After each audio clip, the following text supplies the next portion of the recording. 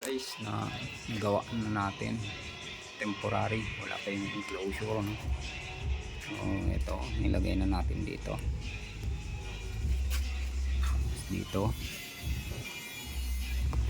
lahat temporary, permanent na. So pagka inangat ko ito, ayan, so aandar na yung tubo. Ito yung kanyang sensor. Pagka binaba akong ganun, yan, so unti-unti nang magsasara yung tubig dyan. So ayun, patay na. So hindi na siya umaandar. Pag inangat ko, yan, umaandar na naman siya. Pag binaba ko,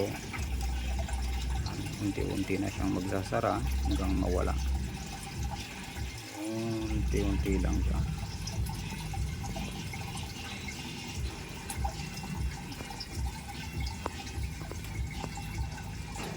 Oh, wala nang gumagalaw. Ayun, lumipat na siya.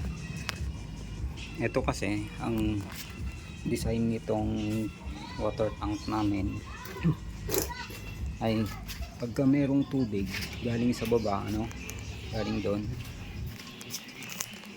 kung yan, kung may tubig, aakyat yung tubig dito. So papasok dito, meron din namang gate valve dito, papasok sa magkakarga. Tapos nagdagdag ako ng dito itong floatless level controller, kasi dati may float valve dati, kaso nasira. Ito kinalawang na.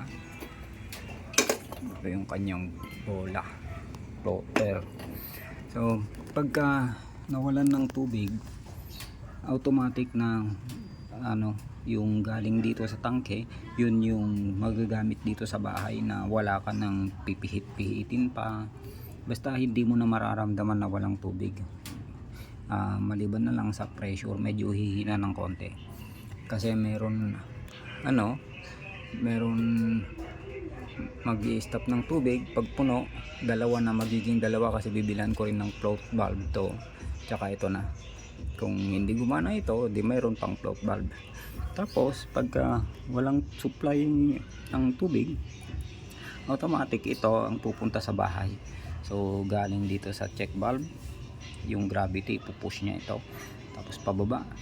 Hindi naman siya babalik dun sa linya ng ano, ng supply ng tubig sa labas, kasi mayroong check valve doon, na after ng metro may check valve kagaya nito, pero hindi ganitong style, kaya hindi siya magbabalik yung tubig.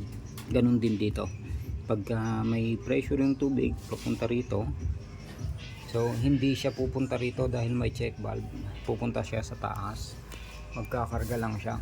Pag walang tubig, syempre walang kakarga rito, yung gravity naman ang magtutulak dito, tutulak niya itong check valve papunta sa bahay.